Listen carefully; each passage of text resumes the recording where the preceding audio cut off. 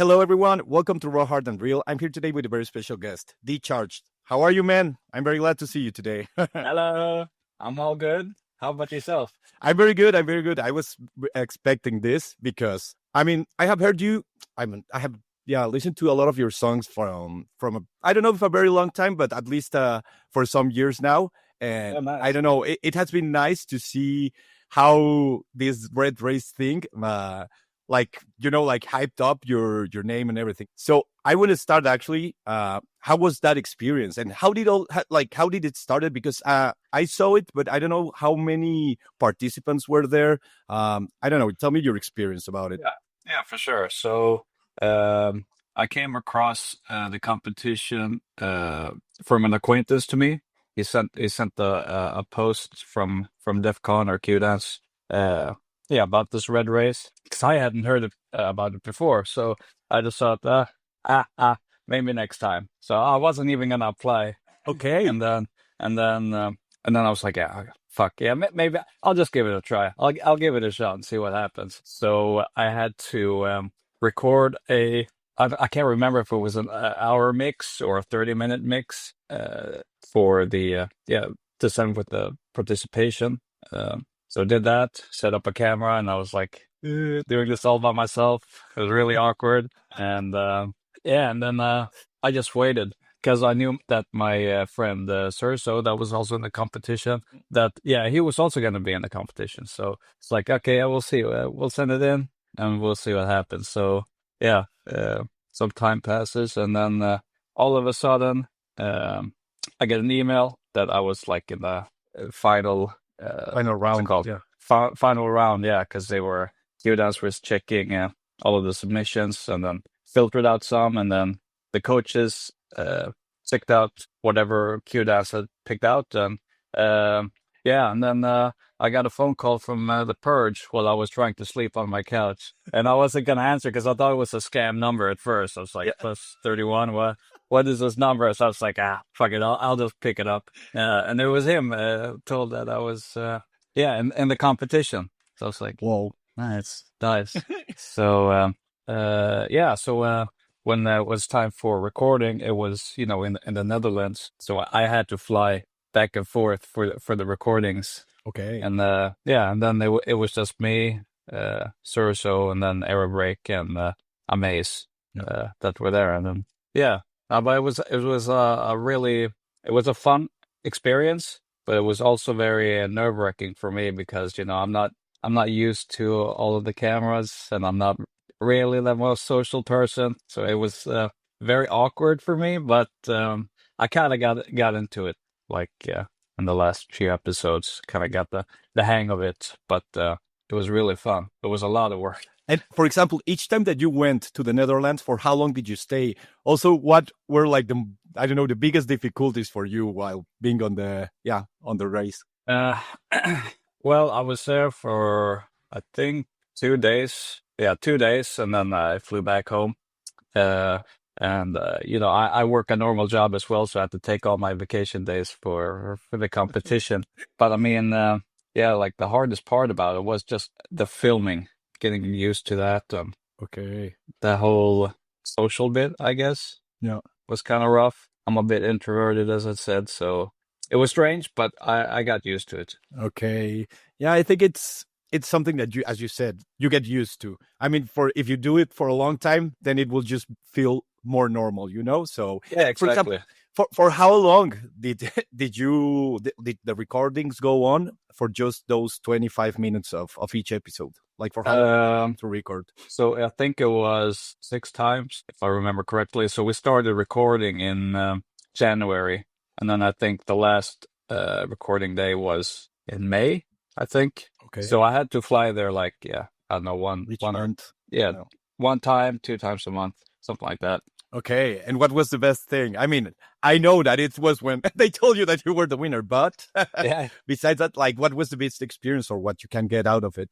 I mean, overall, I was very happy with working with the Purge because we clicked really good. We have the same sense of personality, I guess. So it was really fun meeting him and talking with him, and then of course, getting his help with the branding, for example, the social media. That's what I was that I really wanted to have help with. But they also gave some good production tips.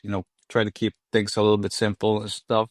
But yeah, it was also just yeah, nice working with everyone. They were really professional and took it really really seriously, which I liked. And of course, yeah, meeting Audio Freak because I really like his music. That was nice. Nice. Yeah. I mean, I can guess that it was a really good experience overall. Yeah, yeah, yeah. It was super dope. I would do it And all what over again if I could.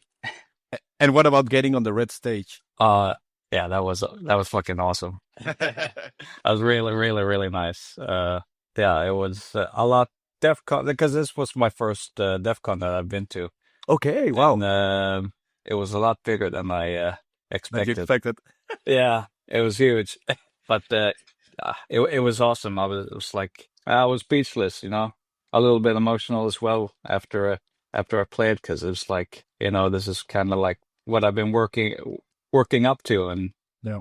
now the moment's here. So yeah, it was amazing. Yeah, and as you said, actually, uh, like my very big first festival of electronic music was Tomorrowland, and Mm. I do think that DEFCON One main stage is a lot bigger than Tomorrow. I think that it Uh, has more people there even than in Tomorrowland, so it's just crazy. Like the amount of people that you see there, it's stunning. yeah, yeah, yeah. It was incredible.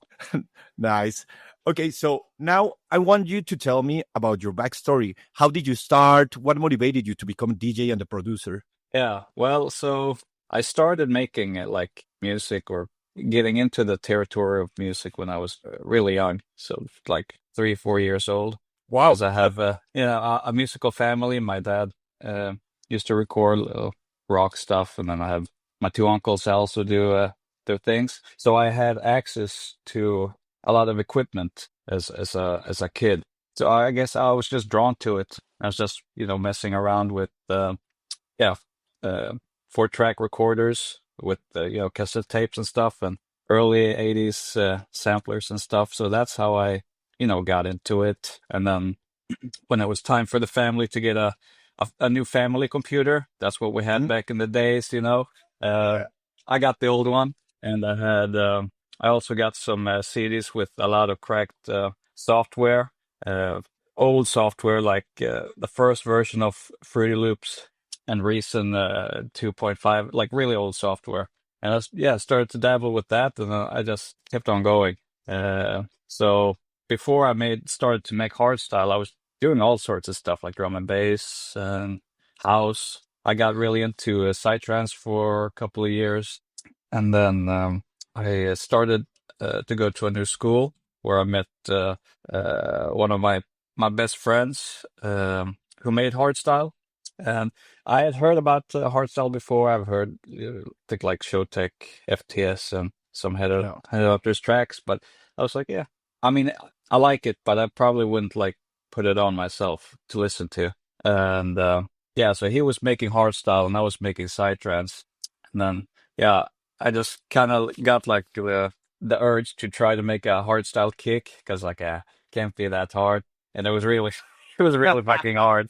And that's what really intrigued me getting into hardstyle was the production complexity, because now this is Okay. like a huge new realm to learn, new things. And I got into it like that, and then I started to listen a little bit more to it. My friend, he was showing me, artists like atmospheres and omega types, stuff that I'd never heard before, donkey rollers, all sorts of stuff. And I was like, oh, this is really cool, And yeah, so we started to make some hardstyle tracks together, and then we were like, well, yeah, it's nice in the studio. We're having a good time. Why don't we try and make a duo?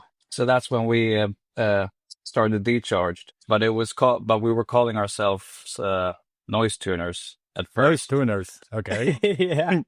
And then someone wrote to me and said like, Noise Tuners, what a shitty name. Can't do better than that. And I was like, well, if you have any ideas, you feel free to shoot. And he's like, yeah, Decharged. And I was like, yeah, okay, that sounds pretty cool. I'll just Yeah. go with that. Okay, let's go with that. And yeah, so yeah, then we we just continued to make music, and then at a certain point, we just felt like, yeah, let's just go our separate ways. So I did Decharge by myself, Okay. and he was producing under some other names, but he ended up with the name Neolite. So he was signed to Gearbox for a little bit, but yeah, now he just plays computer games. It works. So Oh, that's he doesn't produce much, but I always try to encourage him to start yeah. making stuff again. You still make you still have songs together, right? Like you still produce like once in a while. Yeah, I Songs mean together. it was a couple of years ago now, but Mhm. yeah, I think the last tracks we did was when I was at Scantrax. Can't remember which one.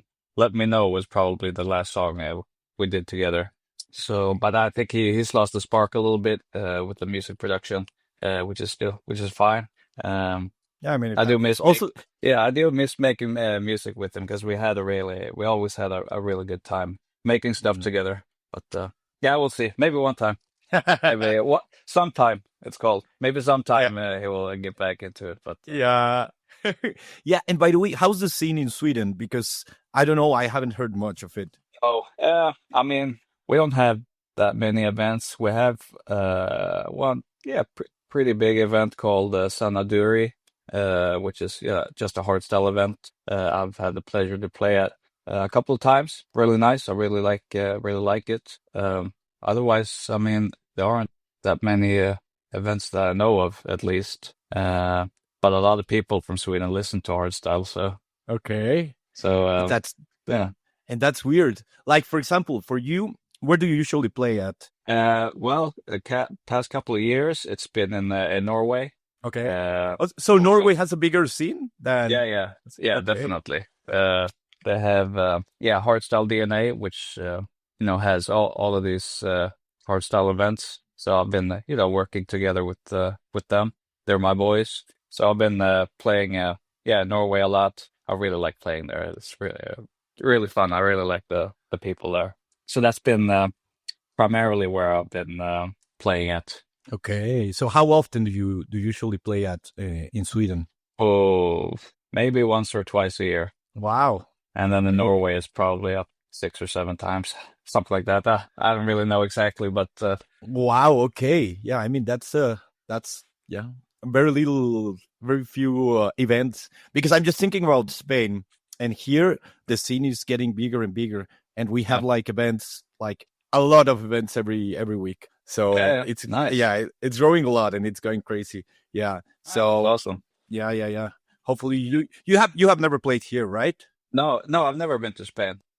You never. Hopefully I'll get a gig there. That would be Oh sick. my. I would really love to go to Spain. Oh my god, yeah. Hopefully, soon. It would be Yeah, great. yeah, yeah, I'm for sure. sure that whenever you get to know Fabric, you would be amazed. It's a Yeah, really good venue. yeah. Yeah, I've seen the videos online. It looks really sick. Yeah. Also, okay, I want to ask you, what do you think nowadays about social media and the importance that it has? Because, I think that right now, music wise, like music is not the most important thing in an artist, No, sadly, definitely. to to get bigger. So Yeah. what's your perspective about this? Well, I gotta be honest, if I didn't make music, I would not go into the social media trenches. Yeah. I really don't like it. I hate it actually. But it's become the norm now, and it's there's certain aspects that are good with it. It's a lot easier to connect with your fans and stuff, but the rest of the things like posting and branding and all of that crap is draining because I just want to make music, and so like for the Red Race when the Purge was helping me with the whole social media bit, I was to like an incredible help for me because I've been so clueless, all these years. Like, well, what do I do? Branding? Okay, what's so special about me? How am I going to brand myself and and stuff like that? It's been a real headache, and the social media bit is like more important than the actual music nowadays, and it's a bit sad, but yeah, that's just how it is. Yeah. So Yeah, the problem, yeah, you need to adapt. yeah, no, You need so I just want to like compare it with like having a normal job. There's stuff with your job that's fun to do, but then there's also really boring stuff that you hate to do, but you have to do it anyways. And it's the same thing with the social media. It's that boring crap that unfortunately you have to work with. Yeah. Yeah. I mean, yeah. But at least I don't know. It's hard because I do know that most artists don't really like or don't enjoy this part of at least Yeah. the producers. The most of the good producers don't really enjoy the the social media part. Yeah. So yeah, it's really hard to break through it. What I think is that most of the times it's probably better just to have someone else like Yeah. an agency or whatever that like does the social media for you, because yeah, I know Mm. that it can be very very struggling and very very hard. Oh yeah. Oh, definitely. And I've been getting help from a girl in Norway with my Mhm. social. Shout out to Andri. You're the best. She's been helping me immensely with my socials, and it's been a little bit of a weight has lifted up my shoulders a little bit. I mean, I still have to do like content and stuff, but that's fine. I can do that. Okay, so now I want you to tell me also more about your production process. Like, how's your creative process? Like, how do you find inspiration? How do you start creating a song? Well, usually it's just I'm just sitting playing on my keyboard, kind of like day in and day out, and I just record everything I play. And if I find something that's is this okay or is this really good, I'll save it into a folder. I have like a little a motif folder of just melodies and ideas, pretty much.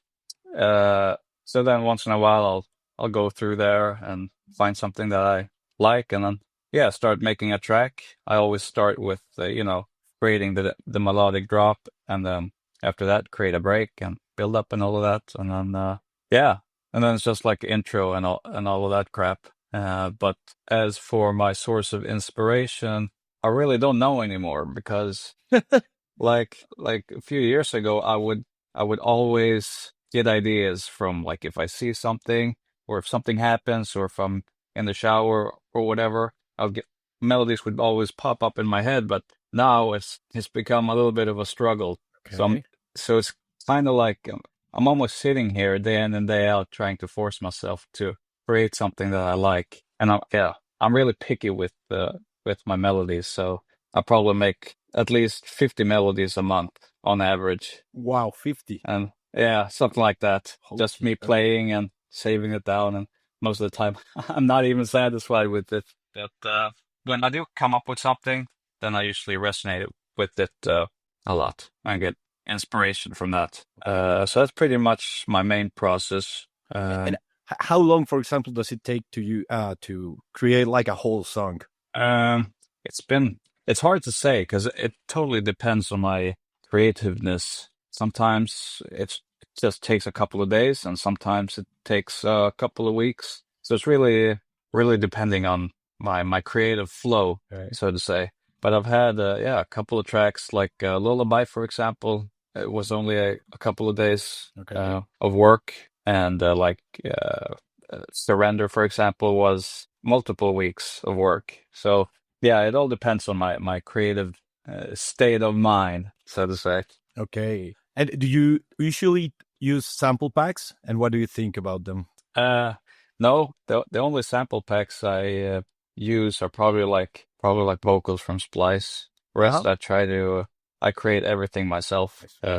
Well, I think with all of the sample packs that have come out recently, they're really good. Like they have really good sounds, but they get used too much, and you're losing that uniqueness in artists when all of them use the same sounds, and it takes away the charm a little bit. So I choose to create everything myself, all of the sounds, and sometimes I've created my own synthesizers in like Reactor, Geek Out, and I think that's how you get a good unique sound or something that can easily be tied to you, you know? Yeah. So I no, I don't tend to use them. yeah, I mean, I completely agree with you because nowadays you can hear a lot of artists that sound the same and Yeah. it's mostly because of that, because they don't try to even create their own sounds. It's like when I was talking with Ruler, he was telling me like but that the way that he did things was without looking at tutorials or taking a stuff, because he wanted to create something unique. He wanted to be curious and think about what he would like find to create his own sound. Yeah, yeah. That's what he made. He has his like unique sound, and I think that the problem is that a lot of artists right now don't try to be authentic, since Exactly. Yeah, exactly. Because it's like when someone gets hyped up, let's take Versatile, for example. uh-huh. Or now let's take a Sub-Zero project. Okay. No hate to them. They make incredible music. But it's like when they made that Psytrance kick. What's Mhm. the track was called? The Project, and it blew up. And Yeah. now everyone wanted to do those kicks. Everyone wants to sound like Sub-Zero Project, or everyone wants to sound like Vertile. And it's such a shame because those guys have been grinding really hard, to get their sound, and now everyone's like biting it. And I mean, for me as a listener, if I hear someone that sounds just like one artist, then why would I listen to your music? I'll go listen to the original artist that has that sound instead. I mean, that's kind of like my point of view on it. But yeah, no, you're just like you said, you're lacking some uniqueness in the scene or the sounds. Yeah, exactly. And also, what do you think about that nowadays the songs are getting shorter and shorter? Yeah, well, I mean, for me, for me personally, uh, it hasn't bothered me at all. Actually, I've noticed my own tracks have gotten shorter, and I don't know why. I think it just kind of happened. But I mean, yeah, sure. Now when I like think about it, I kind of miss the longer tracks with the nice breaks and everything. Let's take like Sweet Clubbers, for example. Amazing producer. And I mean, his breaks and his atmospheric elements are so good. They're so nice to listen to. And they work, to have as long tracks. But yeah, it's too bad people don't do that anymore. I guess it's because, all of our minds have Attention. been, yeah, our attention Span. Yeah. span has been brain rotted to death with TikTok and all of that. Exactly. So Literally. yeah, Yeah. Yeah. I think actually that there's a like a strong relation between the short tracks not being they have just become disposable. I think that Mm.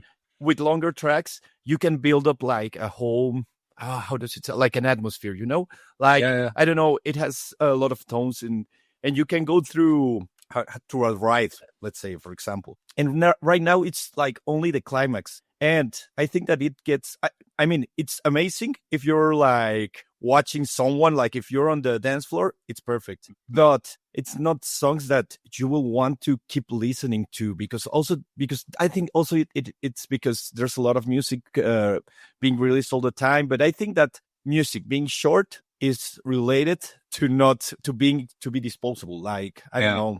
yeah, exactly. I mean, nowadays a track's lifespan isn't what it used to be.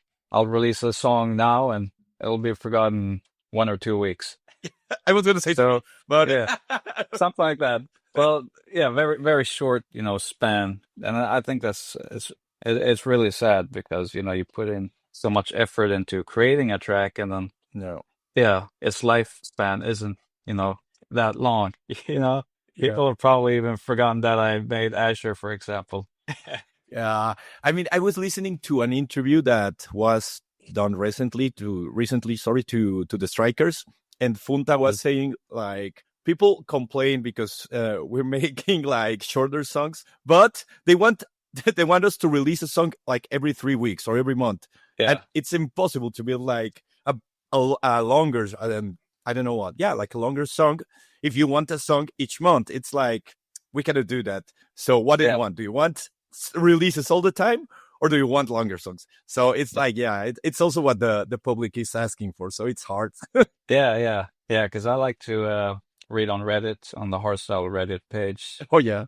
once Oh, in a while, and it's that fun to place. see people talk about shorter and longer tracks. It's like it feels pretty divided what people really want, but yeah, no, it's hard. I mean, you can't push out like 3 tracks in like a month or whatever.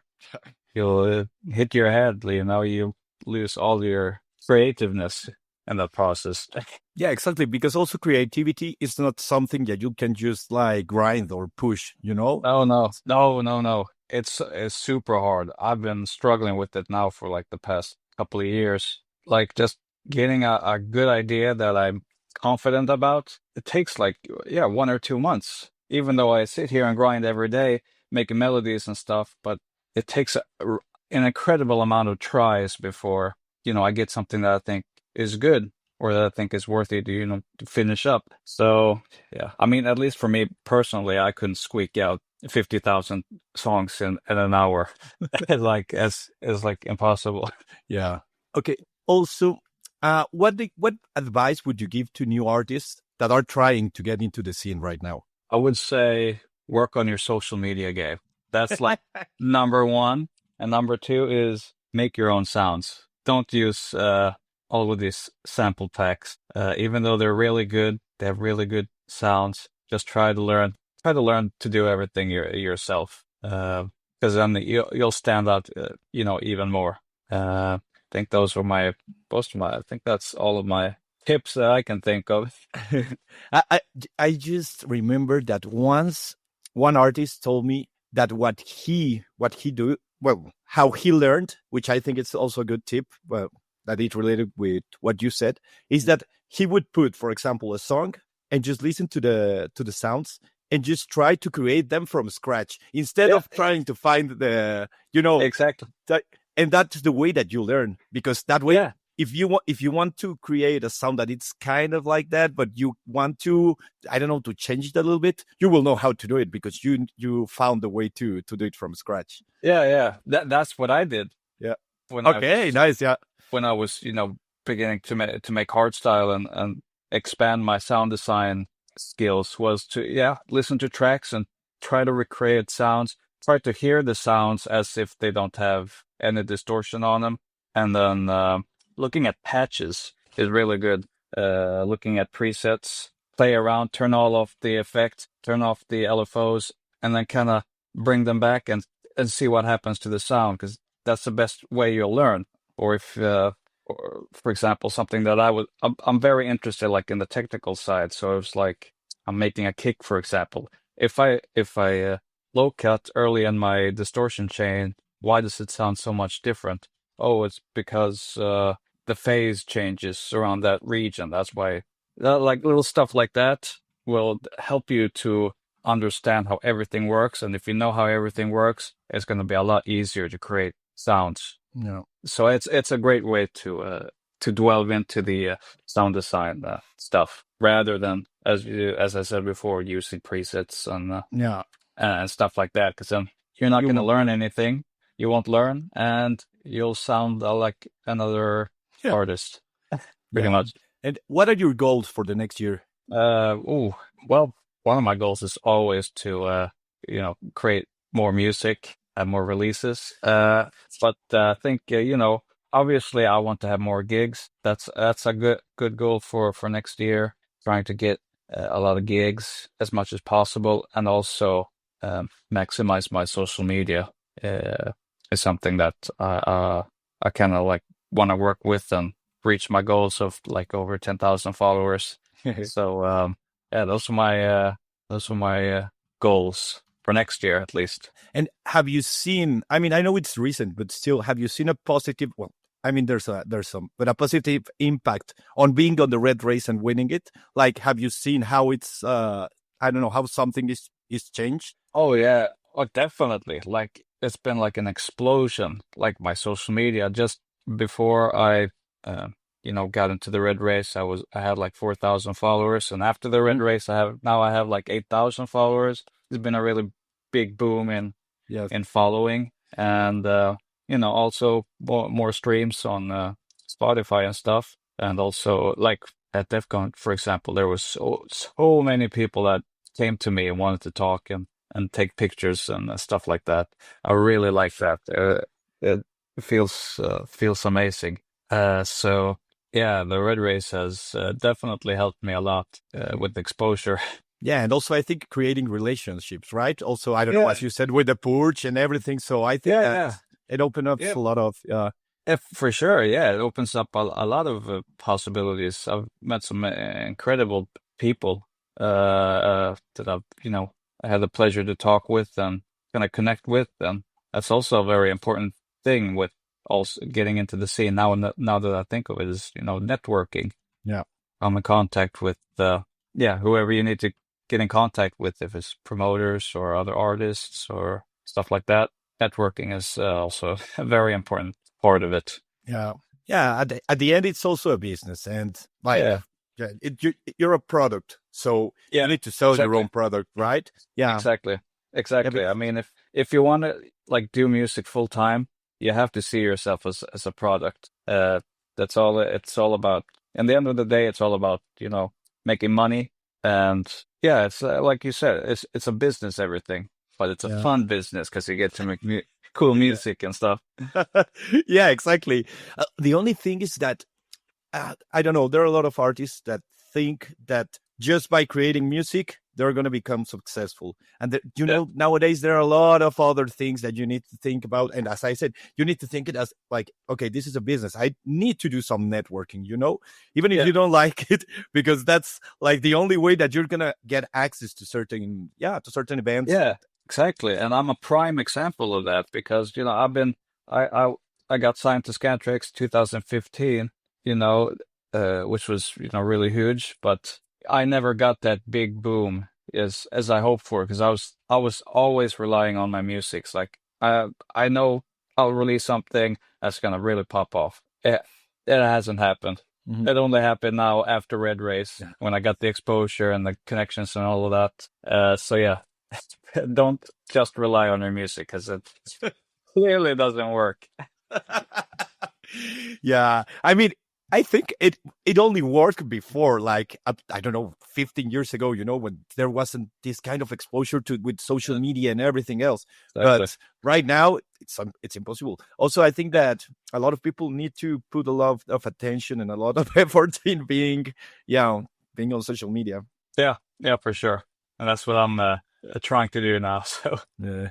yeah, it's really important. And what has been like the thing that has impressed you the most after being like on DEFCON? Like, I don't know, something special that you saw there while being, like back there.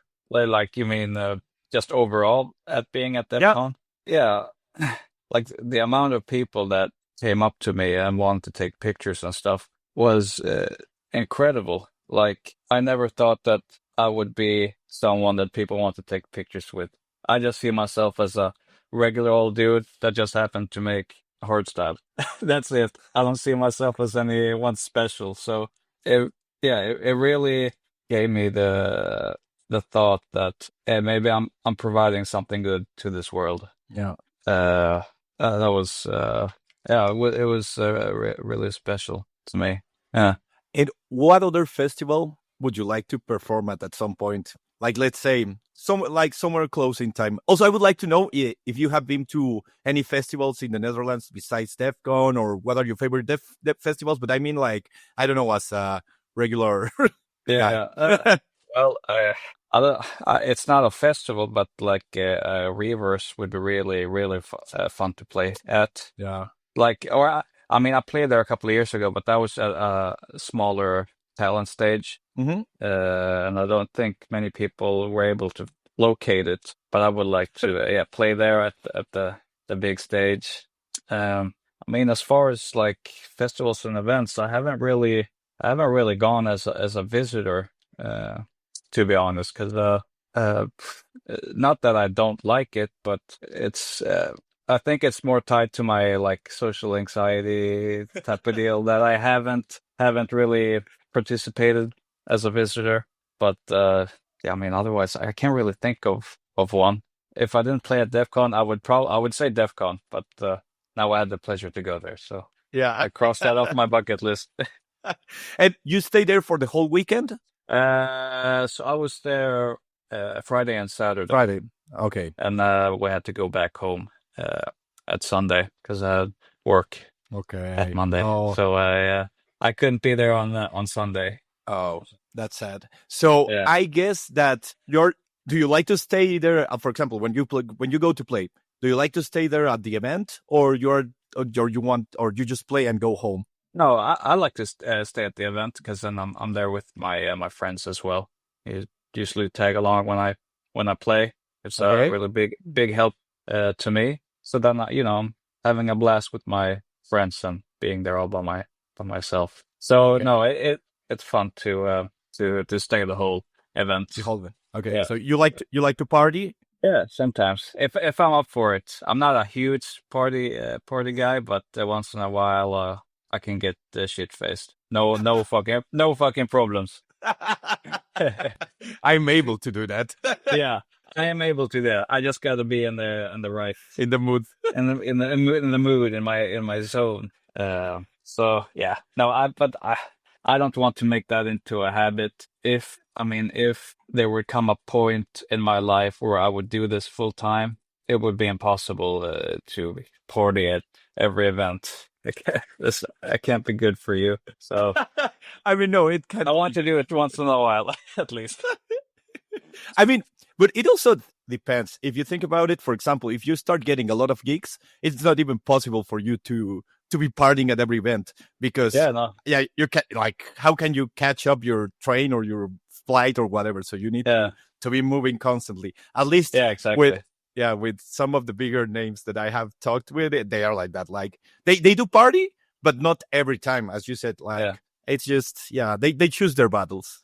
Yeah, exactly. Yeah, yeah, some artists has it like they'll play at one event at a certain time, and then they have to go to the next event to play, and then yeah, then it'll be hard to party all the Yeah. time. No, and also sometimes they even have like 2 or 3 gigs on the same day. It's like Yeah, crazy. yeah, So they, it is. yeah. I can't even imagine it. We'll see if I get to experience that myself and see Let's how hope to so. do it. Let's hope so. Yeah, Yeah. for I mean, sure. at least for a certain amount of time, like for the first when you start doing it, you have to experience it, and then you're gonna say like, okay, I need to calm down. I need to chill. Yeah, exactly. Oh, okay. So besides, I don't know, Defcon, have you ever thought about, I don't know, play like, have you ever wanted to play at another festival or something? Because I'm thinking, for example, I don't know, I like Intense or Decibel, or there are, I don't know, a lot of festivals. Yeah. Definitely. Decibel would be cool to play. Uh, Tomorrowland also looks Oh, tomorrow. really, really sick. Yeah. Yeah, Rebirth. I've played at Rebirth before. I really like that festival, so I'd love to go back there. Yeah, I think like I don't have a really big knowledge of all of the events and festivals, but I know the bigger ones. So Okay. all of those. Each one and every. Yeah, I don't have it. I don't have anyone that in particular. It was DEF CON, but now I've done Yeah. that. Yeah. Uh, The first one. It's like the first one, the yeah. biggest, it was the biggest one. So what can you? Yeah, yeah. Yeah, no, I think that's pretty much it. Okay, and for example, we're about to end, but I would like to know also, like from all the events that you usually play at, I don't know, even in Norway or Sweden, which one has been the best or is the best one that you usually play at? What I usually play at would be Hardstyle DNA outdoor in Norway. Super nice. I love that festival. I want to say DEF CON also, but You can. yeah. So DEF CON too. Also DEF CON. DEF CON also. Rebirth was also fucking amazing. But I think my most favorite events are the Norwegian events from Hardstyle DNA. Okay. It's always a blast to play there and hang out with my Norwegian friends. Nice. And do you speak Norwegian? I don't speak it, but Norwegian and Swedish, we can understand each other. Oh, really? So, I don't know. if I hang out with Sergio, for example, I'll speak Swedish with him, and he'll speak Norwegian to me, and yeah, we'll understand each other. Wow, I didn't know that. Yeah, yeah, it's very Wow. very similar. Okay, that's crazy. That could be more like, I don't know, maybe Spanish and Portuguese or something like that, or Italian. Yeah, You can yeah, get some words. Yeah. yeah, maybe, yeah, and it's the same for Danish also, but I have a little harder time understanding Danish, but yeah, some people have it really easy to understand, but yeah, so we can communicate with each other in our own languages. It's pretty cool.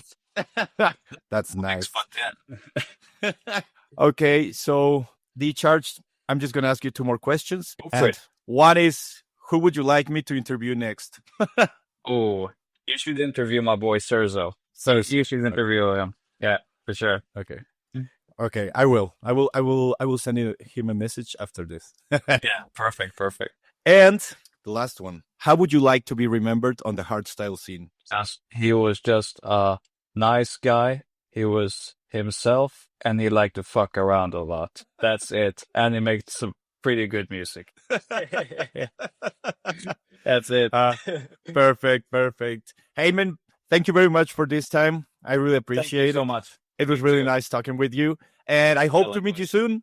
Maybe at some festival. Or when you come to Spain. Whenever you come to Spain, you have to tell me, to let me know. Yeah, I will. I'll definitely tell you. Perfect, man. But thank you very much. All right. Thank you so much, man. It was a pleasure being here with you. It was a pleasure. So thank you everyone else for watching this. Please subscribe to my channel, follow me, and comment. Ciao. Smash that like button and subscribe. Please subscribe, please.